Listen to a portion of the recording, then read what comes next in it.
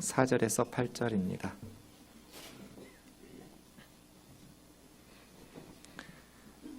요한은 아시아에 있는 7교회에 편지하노니 이제도 계시고 전에도 계셨고 장차 오실 이와 그 보좌 앞에 있는 7 영과 또 충성된 증인으로 죽은 자들 가운데에서 먼저 나시고 땅의 임금들의 머리가 되신 예수 그리스도로 말미암아 은혜와 평강이 너희에게 있기를 원하노라. 우리를 사랑하사 그의 피로 우리 죄에서 우리를 해방하시고 그의 아버지 하나님을 위하여 우리를 나라와 제사장으로 삼으신 그에게 영광과 능력이 세세토록 있기를 원하노라. 아멘. 볼지어다 그가 구름을 타고 오시리라. 각 사람의 눈이 그를 보겠고 그를 찌른 자들도 볼 것이요 땅에 있는 모든 족속이 그로 말미암아 애곡하리니 그러하리라. 아멘. 같이요. 주 하나님이 이르시되 나는 알파와 오메가라. 이제도 있고 전에도 있었고 장차 올 자요 전능한 자라 하시더라. 아멘.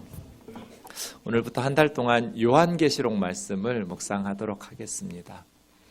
요한계시록이라는 성경은 성도님들에게 가장 어렵고 낯선 성경입니다. 그래서 요한계시록에 대해서는 2가지 극단이 있는데요. 아예 안 보거나 자기 마음대로 해석하거나. 그래서 대부분 성도님들은 요한계시록에 대해서 회의적인 생각을 가지고 있어요. 요한계시록의 내용은 어려워서 알 수 없다. 함부로 해석하면 안 된다. 라고 생각해서 요한계시록을 교회 안에서도 2장, 3장 7교회 보내는 7통의 편지는 쉬운 부분이니까 많이 설교도 하고 해석하면서 알고 있지만 그 외에 4장에서부터는 거의 설교나 성경 공부나 개인적으로도 교회적으로도 잘 접하지 못하는 성경이 요한계시록입니다. 또한 극단이 있는데 어떤 분들은 별로 설득력 없는 자신의 해석을 과도하게 확신하는 겁니다. 자기 해석이 옳다고 주장하는, 저는 그런 분들 많이 봤어요. 그런데 전혀 이렇게 성경적으로 옳지 않은 해석이에요. 또 많은 이단들이 대부분 요한계시록을 악용해요. 다른 성경을 가지고 이렇게 유혹하면 우리가 성경 해석이 좀 이상하다 하면서 이단에 빠지지 않을 텐데, 요한계시록 내용은 우리가 평소에 잘 접하지 못하다 보니까 분명히 성경에 써 있기는 한데 이단들이 요한계시록의 내용을 가지고 교회 다니는 성도들을 유혹할 때는 성경에 써 있으니 이건 뭔가 좀 이상한 것 같아도 하면서 이단에 빠져 넘어가는 그러한 일들도 참 많습니다. 그래서 요한계시록 하면 좀 교회 안에서 어떻게 다루어야 할지 난감해하는 성경이 되어버렸어요. 오늘은 첫 시간이니까 이 요한계시록 어떻게 봐야 될 것인가. 1장 1절에서 3절까지 보시면 요한계시록은 예수 그리스도의 계시예요. 이 말은 예수님께서 주신 예수님의 계시 혹은 예수 그리스도에 관한 예수님의 계시, 둘 다 해석이 가능해요. 예수님께서 주셔서 예수 그리스도의 계시고 예수님에 대한 내용이기 때문에 예수 그리스도에 계신 거예요. 이렇게 보면 요한계시록은 다른 신약성경 26권하고 똑같아요. 신약성경 26권 그리고 구약성경 39권 다 성경의 주제가 예수 그리스도잖아요. 그래서 요한계시록은 다른 신약성경과 메시지 내용이 다른 것이 아니에요. 메시지 내용은 예수 그리스도 똑같아요. 단지 그 예수 그리스도라는 복음의 내용을 전달하는 방식이 다른 거, 표현 방법이 다른 거예요. 계시문학이기 때문에 그렇죠. 그래서 요한계시록은 하나님께서 하나님의 종들인 교회와 성도들에게 보여주시려고 예수 그리스도에게 주셨고, 예수 그리스도는 천사들을 통해서 사도 요한에게 이 말씀을 주셨고, 요한은 하나님의 종들인 교회와 성도들에게 알려주려고 편지 쓴 거죠. 2절에 보시면 요한계시록의 내용은 하나님의 말씀이고 예수 그리스도의 증거예요. 하나님의 말씀인 예수 그리스도의 증거. 1절에 있는 것처럼 요한에게 알려주신 것. 또 2절에 있는 것처럼 요한이 본 것, 3절에 있는 것처럼 요한이 들은 것. 그렇게 이 예언의 말씀을 읽는 자와 듣는 자와 그 가운데 기록된 것을 지키는 자가 복이 있다고 그랬어요. 요한계시록이라는 하나님의 말씀, 예수 그리스도의 증거를 읽는 자, 듣는 자, 지키는 자가 복이 있다고 그랬는데 한국교회 성도님들은 잘 안 읽어요. 잘 듣지 않고 지키지 않아요. 모르니까. 그래서 이 요한계시록이라는 하나님의 말씀, 예수 그리스도의 증거라는 엄청난 축복을 상실한 채 신앙생활하고 있지 않는가 이런 생각이 들어요.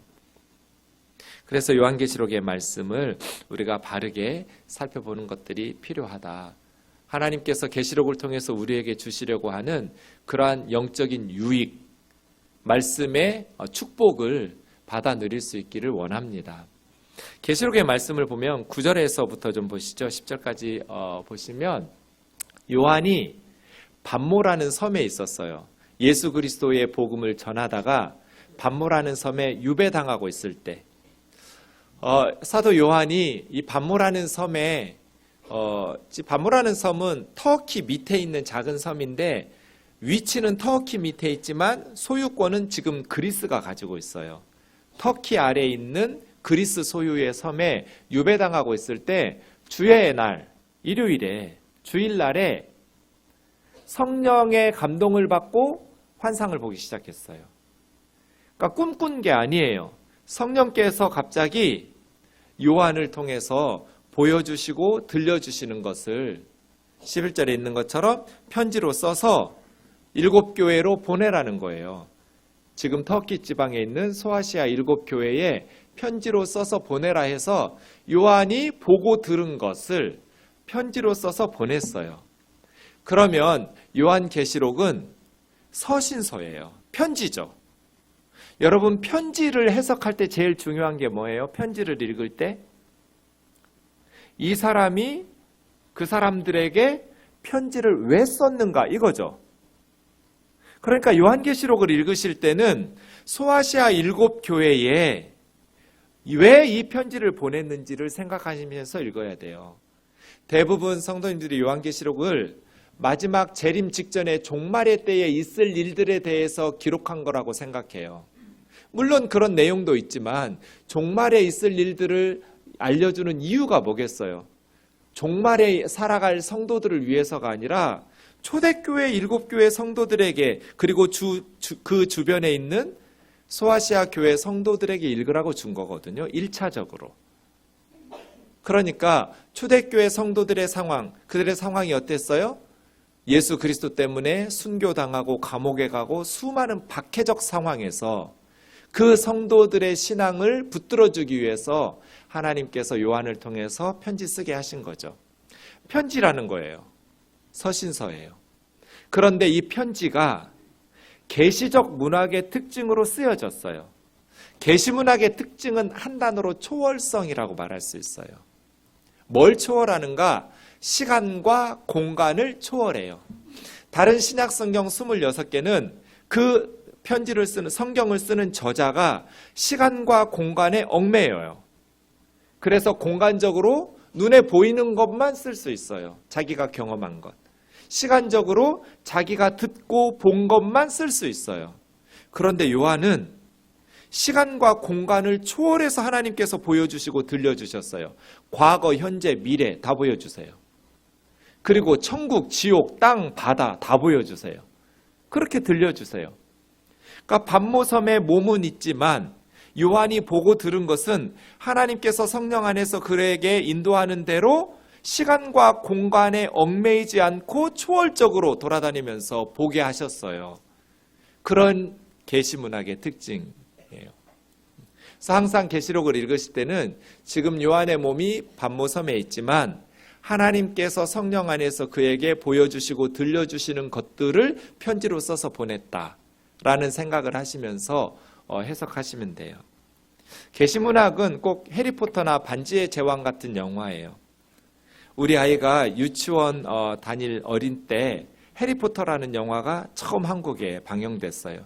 여기 교육문화회관 강당에서 그 영화를 보여준다고 해서 아내가 저한테 아들하고 가서 영화 좀 보고 오라고 아이가 원하니까 그래서 제가 해리포터라는 영화를 아들하고 둘이 봤어요. 그런데 저는 도무지 이해가 안 되는 거예요, 영화가. 이해가 안 되니까 재미도 없고 그래서 계속 시계 언제 끝나나 허리는 아프고요. 근데 3시간을 하는 거예요, 영화를. 지루해 죽는 줄 알았어요. 그렇게 고문을 당하듯이 3시간 동안 깜깜한 데서 해리포터를 보고 나오는데 제가 너무 놀랐어요. 저희 아이에게 얘가 표정이 너무 흥분하여 있는 거예요. 그래서 재밌었어? 네, 아빠. 아니, 너 저 영화가 이해가 돼? 네. 아니, 사람들이 빗자루 타고 날아다니면서 축구를 하는데 그게 말이 돼? 영화잖아요. 자기는 너무 재밌어서 중간에 화장실 가고 싶었는데 이걸 보려고 화장실도 안 가고 참았대요. 저는 그 아이의 말이 너무 충격적이었어요. 왜냐하면 제가 지적인 능력이 더 뛰어날 거잖아요. 근데 저는 이해가 안 되는데 아이는 그 장르를 이해하고 즐겁게 본 거잖아요. 창세기부터 요한계시록까지 공통점은 하나님의 말씀이다. 그런데 글 쓰는 방식인 장르가 달라요. 저는 해리포터를 마태복음 읽듯이 읽으려고 한 거예요. 그러니까 이해가 안 되고 재미도 없죠. 그런데 우리 아이는 해리포터를 요한계시록 읽듯이 본 거예요. 그러니까 이해도 되고 재밌고. 마태복음 읽듯이 요한복음 읽듯이 요한계시록을 읽으시면 무슨 말인지 이해도 안 되고 그러니까 어렵고 재미도 없을 거예요. 그런데 이건 계시문학이잖아요. 반모섬에 있던 요한에게 하나님께서 보여주신 것, 들려주신 거잖아요. 뭘 보여주고 싶으셨는지, 무슨 이야기를 들려주고 싶으셨는지를 기억하면서 한 문장 한 문장 공부하듯이 성경 읽으면 돼요. 요한복음보다 요한계시록이 훨씬 쉬워요. 왜냐하면 말씀하시려는 메시지가 분명해요. 그리고 자세히 설명들을 잘해줘요. 그래서 요한계시록은 우리에게는 생소한 계시문학이라는 장르로 쓰여졌지만 사실은 조금만 관심 있게 읽기 시작하면 어떤 성경보다 쉬운 성경이에요. 더더군다나 우리 그리스도인들에게는 요한계시록이 익숙해야 돼요. 왜냐하면 우리 올 초에 에스겔 공부했잖아요. 구약의 선지서들 중에 계시문학이 많아요. 이사야, 에스겔, 다니엘, 스가랴. 사도 요한하고 똑같았잖아요. 하나님께서 보여주시는 대로 에스겔의 몸은 그 발 강가에 있었지만 하나님께서 보여주시고 들려주시는 것은 몇천 킬로 떨어져 있는 예루살렘 성전, 예루살렘 정황들 다 보여주시고 바벨론 그 발 강가에 있는 사람에게 과거, 현재, 미래, 공간과 시간의 제약 없이 하나님 보여주시고 들려주시는 대로 쓴 게 에스겔서잖아요. 다 그런 건 아니지만 이렇게 구약의 선지서들 중에 묵시문학, 계시문학의 내용 부분들이 많아요. 그래서 유대인들에게, 크리스찬들에게 구약 성경을 읽고 있는 성도들에게는 익숙한 문학 장르예요. 요한계시록은. 그런데 유독 계시록만 보면 목회자들도 어려워하고 성도님들도 어려워하면서 사실은 요한계시록은 그 어떤 성경보다 생동감 있게 우리에게 가르쳐줘요. 왜냐하면 다른 신약 성경의 저자들은 시간과 공간의 제약이 있어서 자기가 알고 있는 것, 경험한 것밖에 성령 안에서 쓸 수 없어요. 그런데 요한은 시간과 공간을 초월해 버렸어요. 하나님의 은혜 안에서. 하나님이 보여주시고 들려주시는 게 과거, 현재, 미래, 하늘, 땅, 바다, 지옥 다 보여줘요.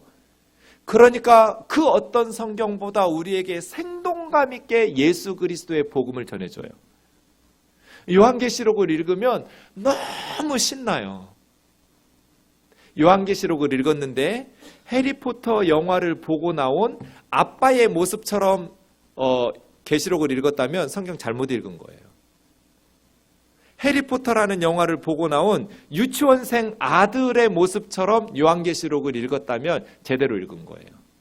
요한계시록은 너무너무 생동감 있게 우리에게 예수 믿는 것이 얼마나 큰 축복인지, 왜 예수 그리스도를 목숨을 바쳐서라도 끝까지 믿어야 되는지, 교회가 얼마나 영광스러운지, 하나님의 사랑이 얼마나 많은지. 그래서 요한계시록에 보면 찬송이 굉장히 많아요. 왜 찬송이 계속해서 계시록 안에 울려 퍼질까요? 하나님을 보았거든요. 하나님이 어떤 분인지 알고 하나님께서 우리를 위해서 예수 그리스도 안에서 행하신 일들을 천국에 있는 천사들, 구원받은 믿음의 선배들이 보았기 때문에 밤낮 하나님을 찬송하고 높이고 경배하고 싶은 거예요. 뭐 억지로 하는 게 아니에요. 멈출 수 없는 찬송. 하나님의 구원의 감격, 하나님의 놀라우신 그 사랑을 경험했던, 그것을 깨달은 믿음의 선배들이 천상에서 밤낮 하나님의 은혜와 사랑을 노래하고 있어요. 요한계시록은 그렇게 우리에게 생동감 있게 하나님의 복음, 예수 그리스도의 사랑을 전해주는 너무너무 값진 성경이에요. 그런데 이 성경을 교회에서 외면하고 있어요. 그래서 두 가지 피해를 봐요. 첫 번째는 이단들에게 성도들을 빼앗겨요. 그리고 두 번째는 계시록의 말씀을 읽는 자와 듣는 자와 지키는 자가 복이 있다고 하나님 말씀하셨는데, 이 계시록을 통해서 우리의 신앙과 삶에 유익을 주시려는 이 영적인 유익, 하나님의 놀라운 선물을 맛보지 못해요. 이런 계시록을 외면하는 그리스도인들, 교회의 모습들이 과연 얼마나 영적으로 큰 유익을 잃어버리고 있는지를 기억한다면, 우리가 다시 요한계시록의 말씀들을 가까이 하면서 읽고 듣고 또 그 가운데 말씀들을 지켜 행하는 그러한 교회가 되기를 원합니다. 4절부터 오늘 본문이 제가 볼 때는 요한계시록의 전형적인 부분이에요. 계시록의 핵심적인 메시지예요. 우선 4절이요. 인사말하고 있거든요. 요한은 아시아에 있는 7 교회에 편지하노니, 질문이요. 누군지 말씀해 보세요. 이제도 계시고 전에도 계셨고 장차 오실 이 누구세요? 다시요.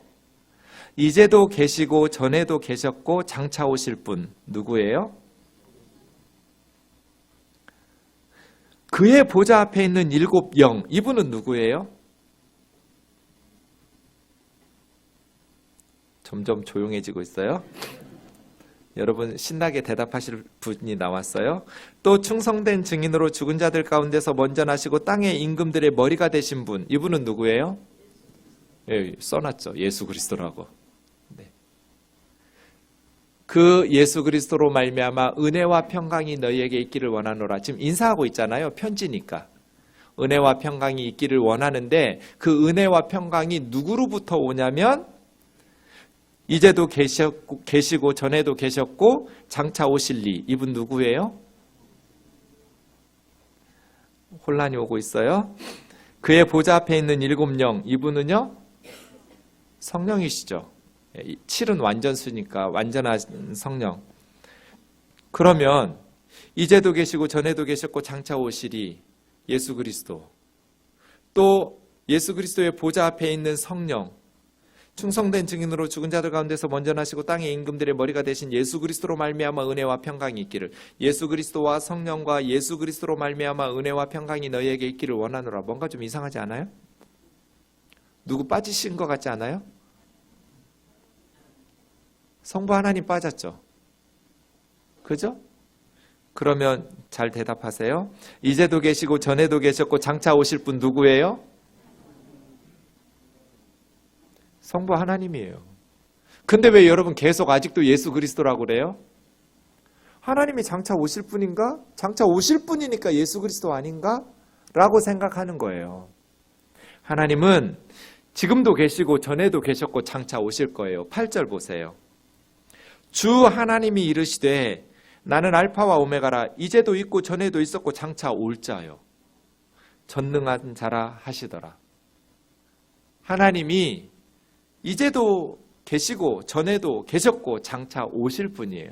뭐하러 오시냐면 인류 역사를 시작하신 하나님께서 완성하시러 오실 거예요. 예수 그리스도와 함께 예수 그리스도 안에서 삼위일체를 우리가 다 알 수 없지만, 그래서 4절에 이제도 계시고 단순히 존재하시는 거 아니에요. 지금도 하나님이 계시는 것은 역사의 주인이시고 만왕의 왕이시란 뜻이에요. 이 세상은 트럼프나 아베나 문재인이나 김정은이나 시진핑이 다스리는 게 아니에요. 지금도 계시고 전에도 계셨고 장차 오셔서 인류의 역사를 완성하실 하나님, 그분 안에서, 또 하나님의 보좌 앞에 있는 7영이신 성령 안에서, 그리고 충성된 증인으로 진리를 위해서 십자가의 생명을 바치신 뿐 아니라 죽은 자들 가운데에서 먼저 부활하셔서 살아나신, 그리고 땅의 임금들의 머리가 되셔서 이 세상의 권세자들의 주관자가 되시는 예수 그리스도로 말미암아 성부 하나님, 성령 하나님, 성자 예수님으로부터 삼위일체 하나님의 은혜 안에서 너희에게 은혜와 평강이 있기를 원하노라 하고 인사하는 거예요. 여러분, 저와 여러분의 삶 속에 가장 큰 선물은 은혜와 평강이에요. 은혜로운, 은혜 있는 신앙생활 하기를 주의 이름으로 축원합니다. 은혜 없는 신앙생활은 최고의 불행이에요. 교회는 다니는데 은혜가 없어. 그럼 죽을 맛이에요. 예배에 은혜가 없어. 설교를 듣는데 은혜가 안 돼. 너무 괴로워요. 그래서 우리가 부자 되세요 이런 인사 요즘 많이 하는데, 은혜와 평강을 구하면서 기도하고 서로 그렇게 인사하는 것이 최고의 선물이죠. 마음에 샬롬이 있어야죠. 삶 속에 평강이 있어야 돼요. 늘 염려하고 근심하고 불안하고 그러한 삶이 아니라 은혜와 평강이 넘치는, 은혜는 하나님께서 자격 없는 우리에게 거저 주시는 선물을 은혜라고 그래요. 자격을 갖추어서가 아니라 하나님의 사랑과 그 호의는 자격 없는 우리들에게 부어주시는 은혜예요. 좌우에 있는 분들에게 축복해 주세요. 은혜와 평강이 넘치시기를 원합니다.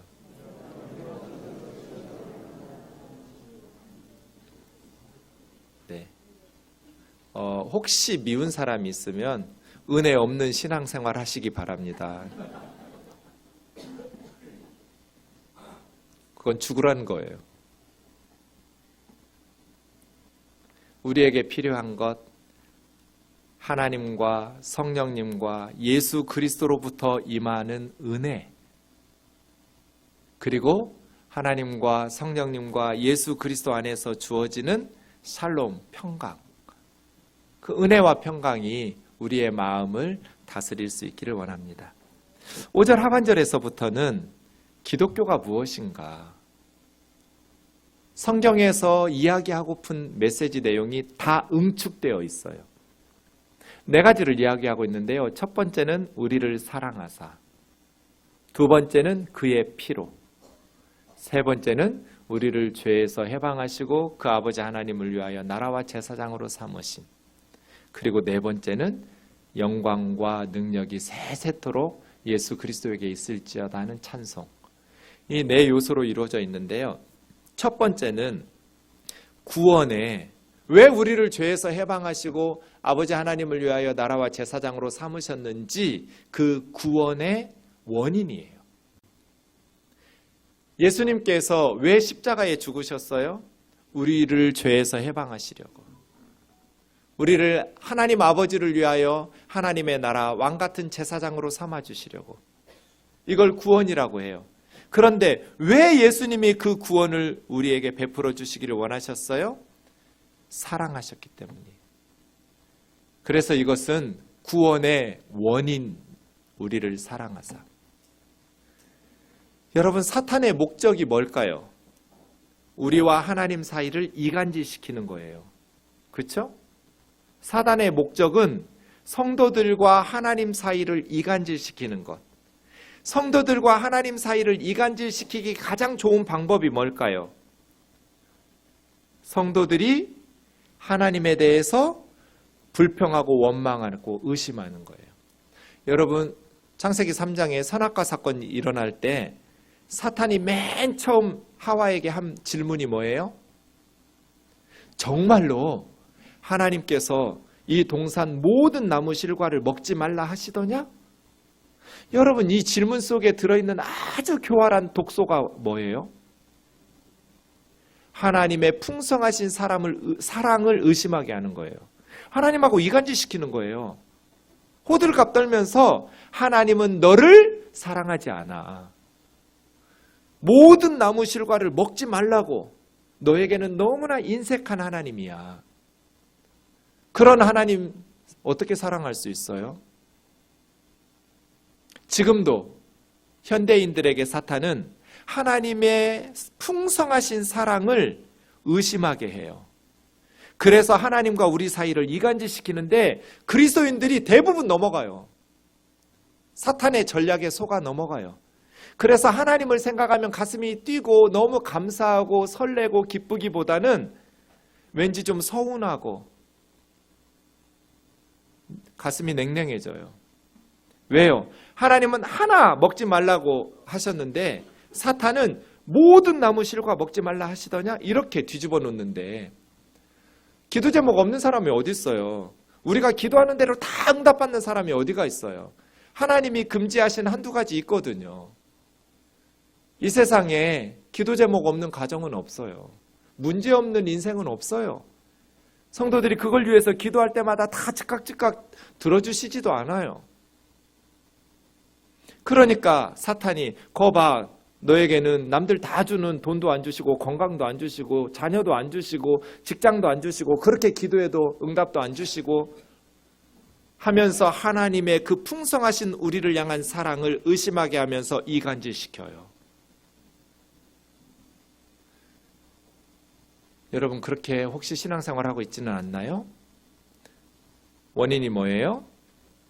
내 시선을 세상과 나 자신에게 주목하고 있기 때문에 그래요. 우리의 인생의 눈을 나 자신에게 향하면 이기적으로 되고 하나님이 서운해져요. 그래서 우리의 시선을 나와 세상이 아니라 하나님에게 고정시키고 예수 그리스도를 바라봐야 돼요. 하나님에게 고정시키고 예수 그리스도를 바라보면 하나님이 예수 그리스도 안에서 나를 위해서 행하신 일들이 보이기 시작해요. 그러면 우리를 사랑하사가 돼요. 이 세상에 문제없는 사람 어디 있어요? 그렇다고 해서 우리가 불행하게 살아줘야 될 의무는 없잖아요. 저는 결혼하고 25년이 넘었는데 저희 집 통장에 200만 원이 넘어본 적이 한 번도 없어요. 물론 재산은 점점 항상 늘어났어요. 조금씩. 왜냐하면 언제나 전세금 대출을 받아서 갚고 있기 때문에 지금도 갚고 있어요. 그러니까 늘 빠듯해요. 전세 대출을 갚아야 되니까. 그래서 200만 원이 넘은 적은 한 번도 없어요. 그리고 저는 늘 아파요. 여러분, 요즘 김장김치 맛있죠? 전 못 먹어요. 매운 걸 잘 못 먹어요. 한 번 먹고 속 쓰려서 죽는 줄 알았어요. 며칠 전에. 아프니까 못 먹어요. 그래도 하루도 행복하지 않은 날이 없어요. 사는데 돈은 꼭 필요해요. 없으면 굶어 죽어야 돼요. 그런데 행복하게 살기 위해서 그렇게 많은 돈이 필요한 것 같진 않아요. 가난하다고 꼭 불행해져야 될 의무가 있는 건 아니잖아요. 아프고 늘 질병 때문에 고생한다고 해서 우리가 투덜거리고 불평하면서 살아야 될 의무가 있는 건 아니잖아요. 왜요? 하나님이 우리를 사랑하셨으니까. 그냥 몇 개만 만드시지 뭐 그렇게 별들을 많이 만들어 놨어요? 셀 수도 없이 많이 만들어 놨어요. 저 많은 별들 누구 보라고 만들어 놨을까요? 밖에 나가면 그렇게 많은 나무들, 꽃들, 단풍들, 수없이 많은 지렁이들, 기어다니는 애들, 날아다니는 애들, 뛰어다니는 애들, 그런 동물들 너무너무 많아요. 산도, 강도, 바다도 그냥 적당히 만드시 뭔 바다를 그렇게 스케일 크게 만드셨을까요? 이거 다 그 속에 물고기들 대충 적당히 누가 본다고 그렇게 많은 수족관을 만들어 놓으셨을까요? 이거 다 누구 위해서 만드신 거예요?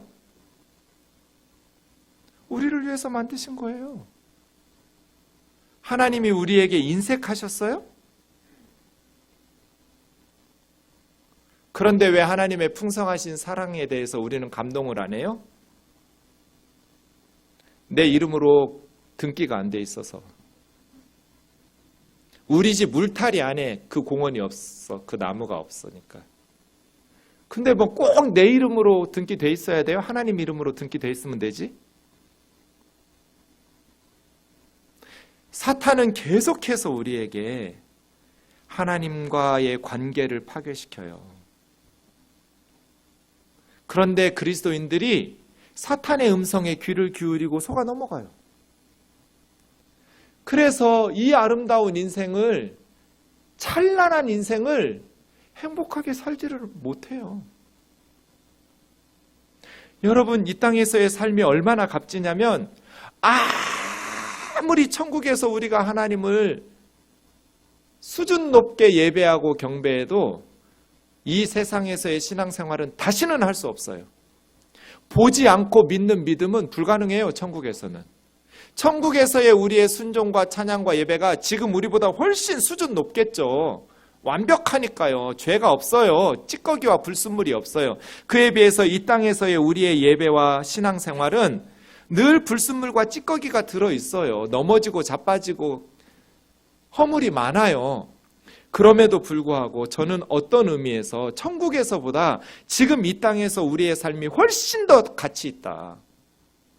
왜냐하면 천국에서는 절대로 할 수 없는, 보지 않고 하나님을 믿을 수 있어요. 천국은 눈물이 없어요. 죄도 없어요. 슬픈 일이 없어요. 그런데 이 땅에서는 눈물이 많아요. 슬픔이 많아요. 깨어지고 상해요. 그럼에도 불구하고 세상 사람들 다 불평하고 원망하고 투덜거리고 분노하고 짜증낼 때 그냥 우리를 사랑하사 그의 피로 우리를 죄에서 해방시켜 주시고 아버지 하나님을 위하여 나라와 제사장으로 삼아주신 그 하나님의 은혜를 깨달았기 때문에 평생도록 찬송하고 감사하면서 사는 삶이 가능해요. 이 땅에서. 이 땅에서의 삶이 길지 않아요. 저와 여러분의 남은 인생 얼마 안 돼요. 그 남은 삶 동안에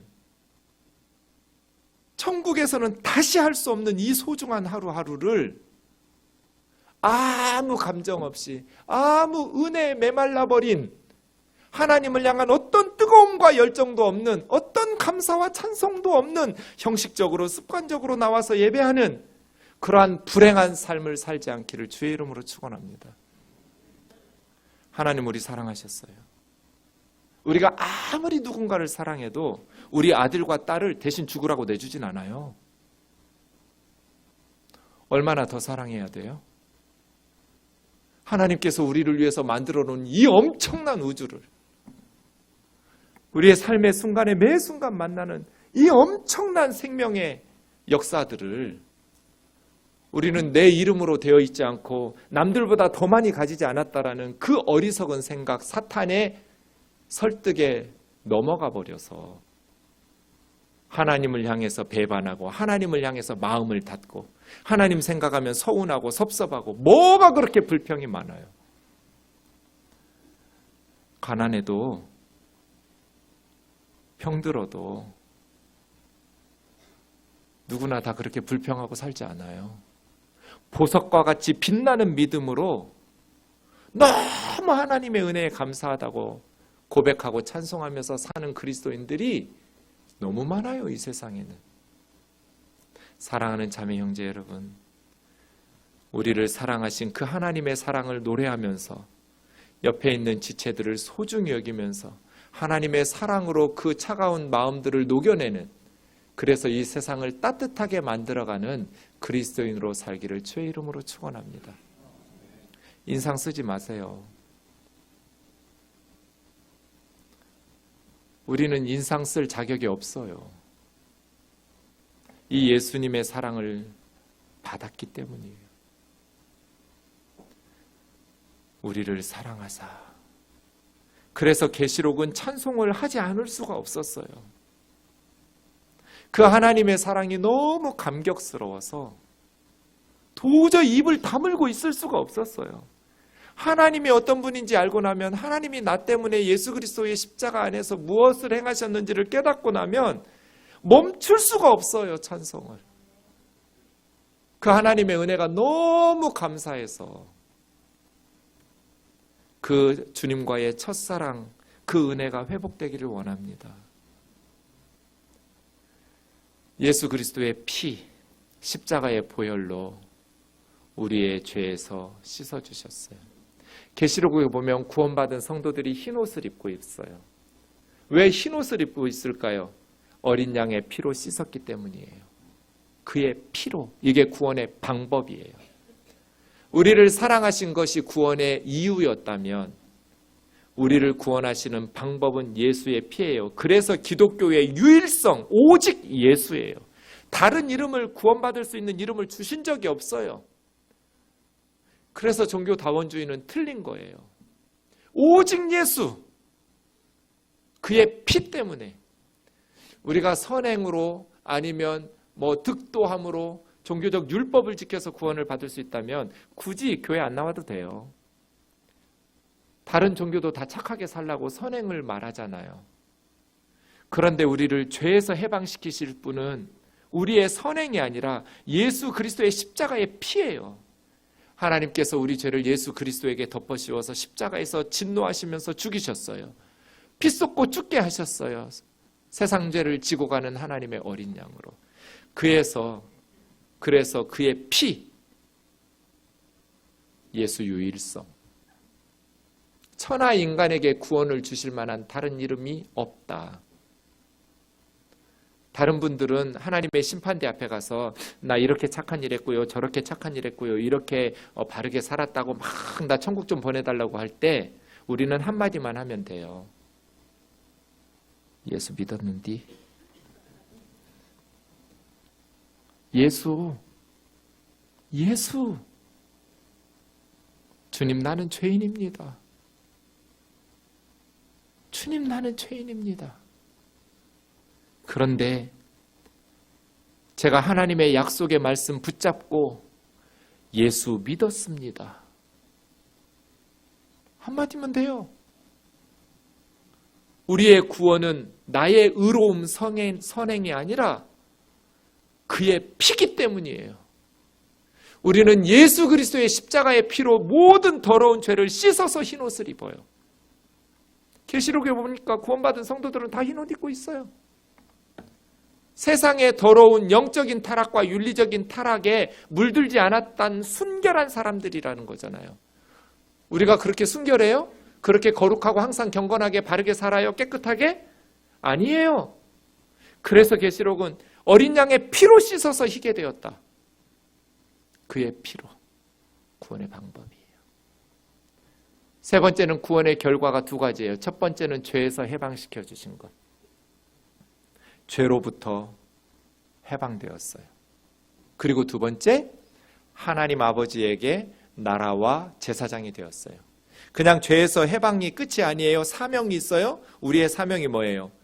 하나님의 나라, 하나님의 왕대신 통치를 이 세상에 실현시키도록 우리는 헌신해야 돼요. 가정을 하나님의 나라로 이루시는 왕대신 하나님과 함께 다스려야 돼요. 교회를 하나님의 나라로, 이 세상을 하나님의 나라로, 정치 영역을. 저는 한국당 망해야 된다는 사람이에요. 그런 정당은 망해야 돼요. 더불어민주당 망해야 된다고 기도하고 있어요. 저는. 그런 정당은 망해야 돼요. 이렇게 부패하고 타락하고 백성들 생각하지 않는 정치인들은 망해야 돼요. 그래서 정말 진정한 보수가 세워지고 진정한 진보가 다시 세워져야 돼요. 정말 나라를 염려하고 걱정하고 백성들을 섬기는 하나님의 뜻, 하나님의 말씀에 순종하는 하나님의 통치 원리가 시행될 수 있는, 우리는 정치 영역도 경제 영역도 교육 분야도 예술 분야도 전 영역에서 하나님의 나라이어야 돼요. 왕 대신 하나님의 통치가 시행될 수 있도록 우리의 삶의 영역에서 헌신하기를 원합니다. 그곳을 하나님의 나라로 만들어야 돼요. 그리고 우리는 왕 같은 제사장이에요. 제사장은 하나님과 백성들 사이에서 중보자적인 역할을 했어요. 우리는 하나님과 세상 사이에 있는 제사장으로서 믿지 않는 사람들에게 예수 그리스도의 복음을 증언하고 그들을 하나님에게로 이끌어내는 제사장적 삶뿐 아니라 우리는 우리의 몸을 하나님이 기뻐하시는 거룩한 산 제물로 드리는 왕 같은 제사장의 삶을 살아야 돼요. 우리를 죄에서 해방시켜 주시고, 그래서 하나님의 진노와 심판에서 면하게 해주시고, 둘째 불못의 해, 둘째 사망의 해를 당하지 않게 해주신 우리 구원받은 성도들은 이 땅에서도 앞으로 영원히 아버지 하나님을 위해서 왕같은 제사장으로 하나님의 나라와 제사장으로서의 사명을 감당해야 돼요. 이것이 그의 피로 우리를 구원해 주신 하나님의 은혜에 보답하는 거예요. 마지막 네 번째, 그렇게 되니까 예수 그리스도에게 영광과 능력을 세세토록 영원히 있기를.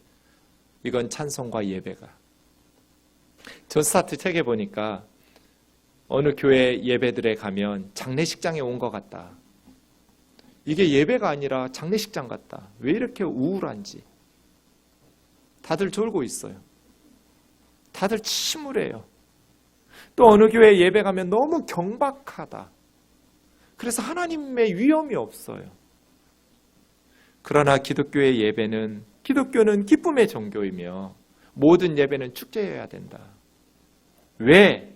아무리 세상살이가 힘들어도 우리는 예수 그리스도 안에서 이루어 놓으신 하나님의 사랑을 노래하면서 예배하기 때문에.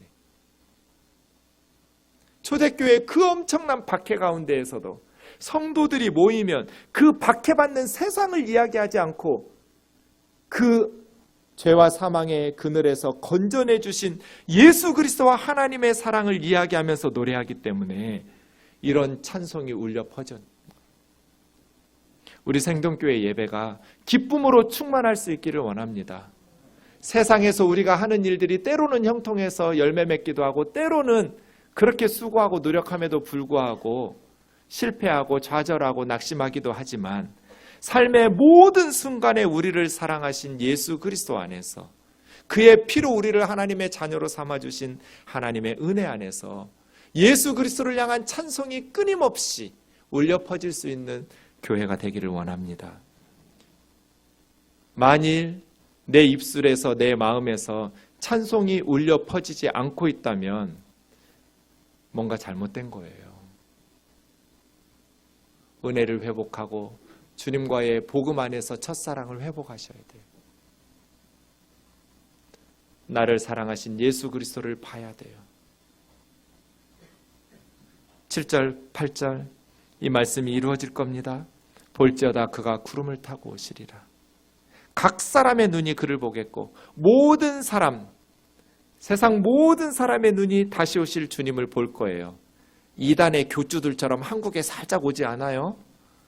모든 사람의 눈이 다시 오실 주님을 볼 것이고, 예수님을 찌른 자들도 볼 것이고, 땅에 있는 모든 족속이 구름 타고 오시는 주님을 보게 될 거예요.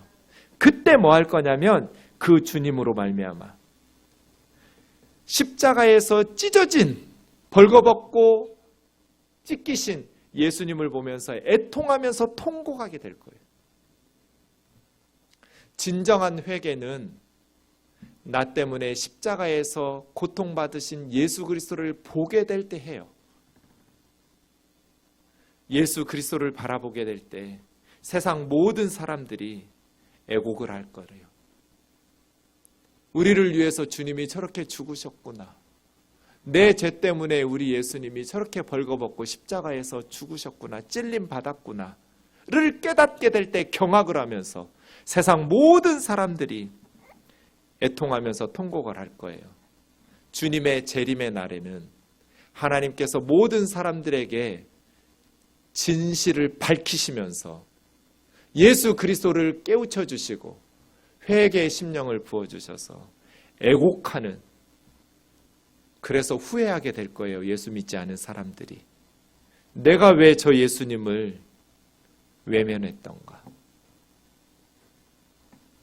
사랑하는 자매 형제 여러분, 우리 주 예수 그리스도 앞에서 이 복음의 메인바 되어서 평생도록 감사하고 세상살이 아무리 힘들고 어려워도 예수님의 이 사랑, 예수님의 구원, 예수님의 이 은혜 안에서 평생토록 기뻐할 수 있는 저와 여러분 되기를 주의 이름으로 축원합니다. 찬양하고 기도하겠습니다.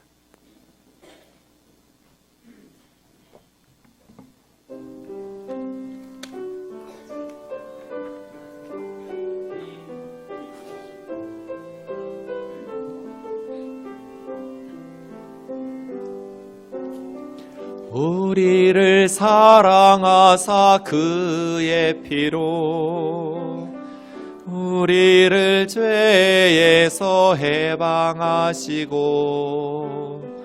아버지 하나님을 위하여 우리를 나라와 제사장으로 삼으신 주, 다시 한번요. 우리를 사랑하사 그의 피로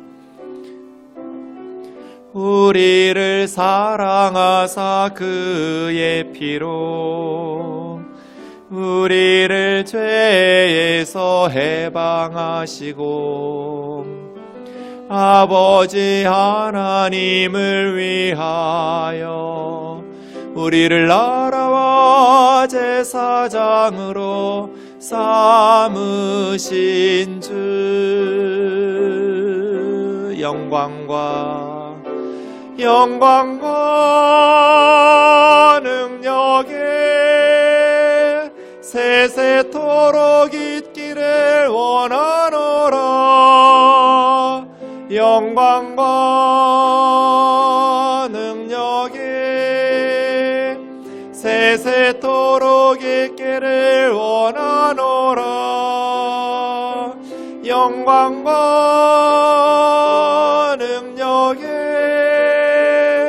세세토록 있기를 원하노라.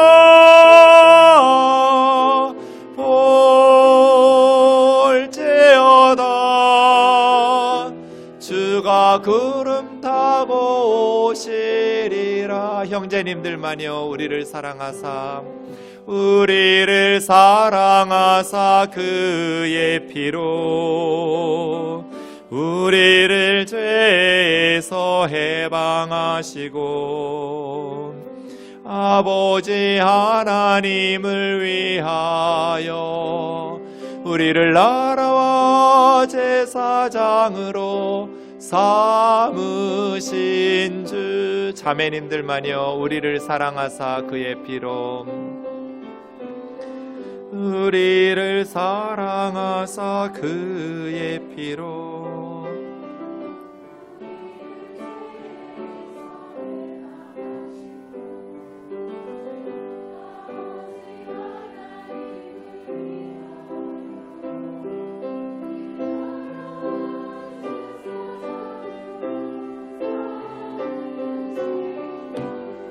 아멘. 다 같이요. 영광과 능력에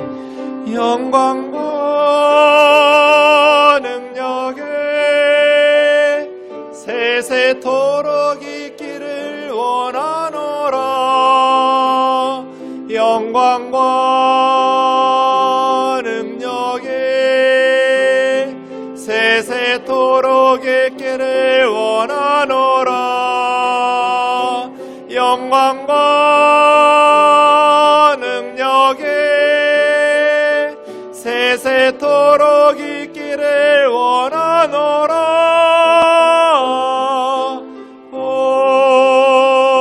볼지어다 주가 구름 타고 오시리라. 천국에 갔을 때 부자로 살지 못한 거 별로 아쉬울 것 같지 않아요. 막 박사로 살지 못한 것도 그렇게 아쉬울 것 같진 않아요. 그런데 그 소중한 이 땅에서의 삶을 그 하나님의 풍성하신 사랑에 깨닫지도 못하고 늘 불평하고 짜증내고 무덤덤하게 냉랭하게 그렇게 산 건 정말 후회할 것 같아요. 하나님이 예수님까지 십자가에 내어주셨음에도 불구하고 감사할 줄 모르고 불평만 하다가 그냥 그저 그렇게 살다 간 거는 천국에서 절대로 다시 못하거든요. 이 세상에서의 삶을. 그건 진짜 후회할 것 같아요. 남은 나의 인생을 어떻게 살아야 될까? 완전한 교회 어디 있어요? 지상의 교회는 다 문제 있어요. 완전한 목사 어디 있어요? 다 사람은 허물이 많죠. 하지만 그렇다고 해서 우리가 불행하고 투덜거리고 냉랭하고 그렇게 신앙생활 해도 되는 건 아니잖아요. 예수님 안에서 나의 삶이 하나님께서 나에게 주신 이 가정, 부족해도 우리 아이들, 남편, 아내, 부모, 형제 정말 뜨겁게 소중하게 내 삶을 살지 못한 건 정말 부끄러워할 건 그거 같아요. 우리 말씀 앞에 다시 기도하면 좋겠습니다.